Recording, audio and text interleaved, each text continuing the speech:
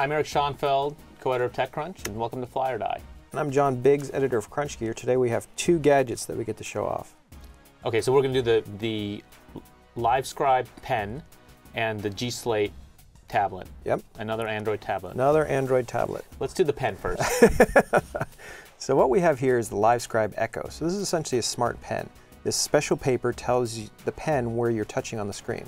So if you've recorded, you can, for example, you can record voices, audio, and where you take notes, it will replay that audio. So for example, I wrote, "I like corn and apples." I can hit here, and it'll say apples. You talk to yourself while you're writing? I do talk to myself when I'm writing. Okay, but if you were doing an interview and you were taking notes in a classroom, it would record the voice. Or you could do these things called pencast, where you annotate yourself solving a problem, for example, like a calculus problem. Pencasts. Pencasts. I like that. It's not like a podcast, it's a pencast. So what came next, this pen is about a year old. This is the Echo. This is an 8 GB pen. What came next are these little apps. So you basically have a little piano that you can play on the paper. You can change, you can add some rhythm, which is really fun. Then you have all the controls here. The latest feature that they've just added is a social networking feature called LiveScribe Connect. So for example, you would write out a command. You would say, send to Facebook, send to Twitter, send to email. You would select what you wanted to send, and you would press the paper, and it would send out that document to Google Docs or wherever else. You can see the demo back here. So you've already connected the pen to whatever account, your Gmail account or your Facebook account, and then when you write out the command, it knows to send that to you. So essentially, you could draw a picture and then send that as an email, but it's like a JPEG or something. Sure, I mean, or a PDF. The only caveat is that it has to be synced with the computer. So that's the only issue that I have with the pen as it stands right now. It's not over Wi-Fi. It's not over Wi-Fi. This isn't Wi-Fi capable Bluetooth? yet. No, it's just a USB cable. So it actually has to be connected to your computer by a cable. Now, I guess the main question is, the main question is, would you ever do that? Would you say to yourself, I want to draw a picture of a dog, draw a circle around it, and send it via email? I would do it if it was wireless. But if I have to connect it to my computer, I think there are other ways. That, there are tablets, there are drawing tablets, that work probably better than that. I don't know what, if I'm already using this for another purpose, it's a nice extra feature. I think it has to be wireless for it to really, it's anytime you have to hook something up, you don't use it, or I don't use it as much.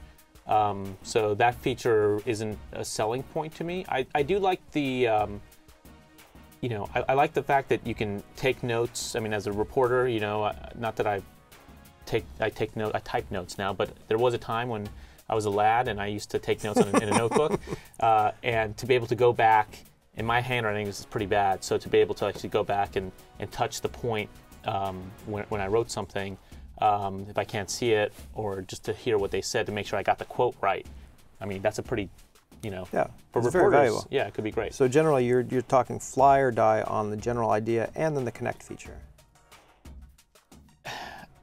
I wouldn't buy this. I could see the appeal to people. I'm going to give it a die. I think, it kind of reminds me of like a souped-up QCat. Remember the QCat pen? The QCat was very, very impressive. It's a piece of technology. Well, that was just a scanner. I mean, it was nothing. But it's this whole idea. I mean, I love the ambition of this. That it's trying to take something paper and make it digital, and I think there's a lot of promise there. But it's trying to force something that's round into a square hole.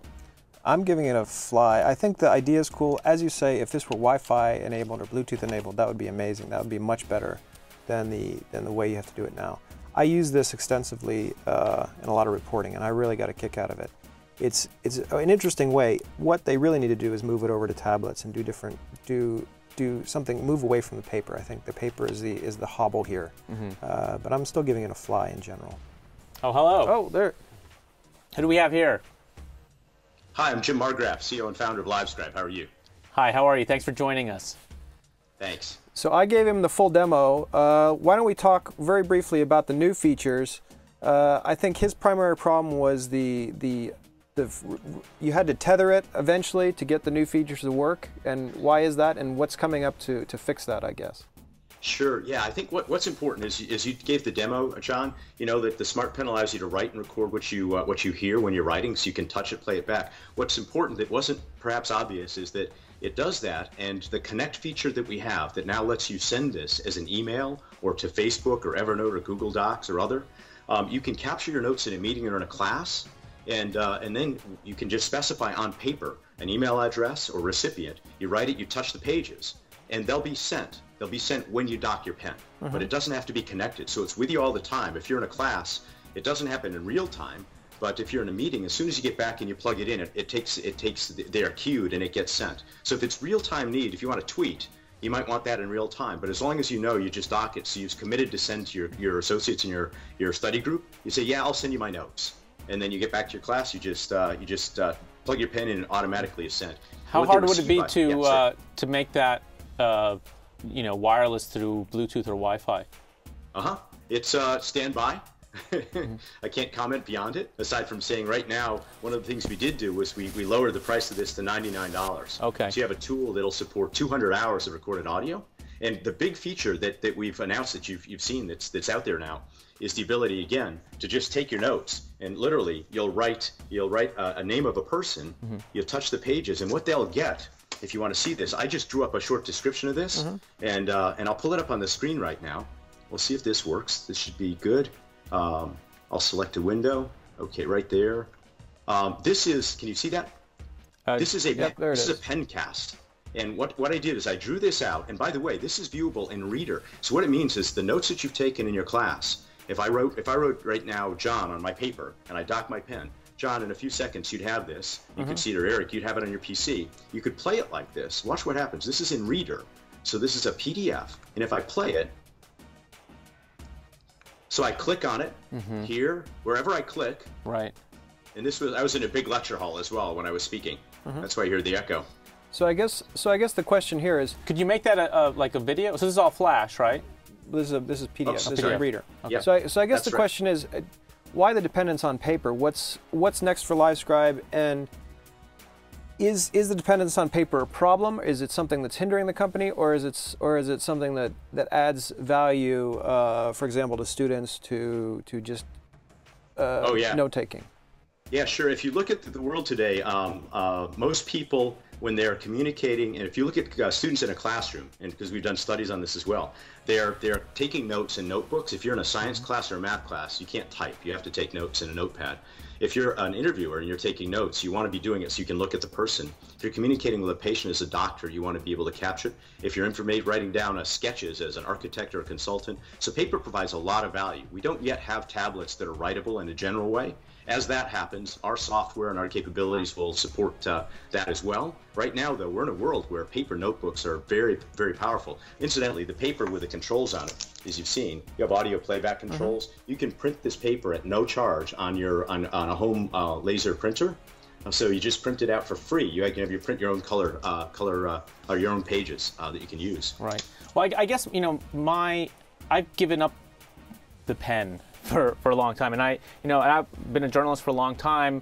I have boxes of notepads, where that I've taken notes for years and years. And actually, I would have loved to have this 10 years ago, right? Because then I could go back to all my notes and digitize them. But at this point, I've kind of moved on to the laptop. I take all my notes on the laptop, and I capture it digitally already. And I think, I don't think I'm alone in that, and that I moved to, I've moved away from the pen.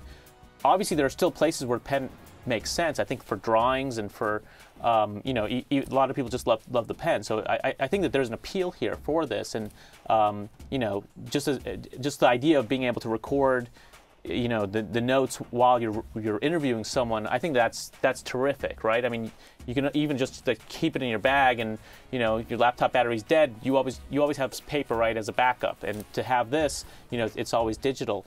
But to me, it seems like there is this movement away from the pen, and the bigger question in my mind is this sort of a temporary transitional technology, right? or does it sort of reinvigorate paper again? Yeah, I think what first of all, our business is focused on enhancing the capture, the access, and the sharing of written and spoken information. So that's our core business. The tool we have right now works with paper, and it's unique. We're bridging two worlds that haven't been bridged before. It's the paper and the digital world. So we're allowing you to take advantage of being able to capture this on a notepad, on a scrap pad, on a small pad, on a journalist pad, whatever it might be, and move that from the digital world from the paper world to the digital world, where then you can search it, you can share it, you can archive it. So the degree to which you would say, gee, we're not in a paper world. If we were not in a paper world, and I today brought out a piece of paper and showed you the affordances that paper offered, it would be magical. So there's something valuable in paper.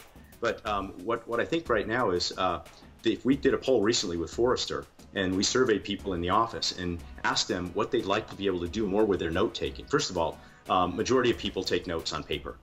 It's vast majority. And secondly, 2/3 of the people wanted to do more than just be able to capture their notes on paper and leave it there. What they wanted was to be able to move it into the digital world, to be able to search it, to share it with people, to transcribe it, to transcribe the writing. Sure. So it's the services we offer around that.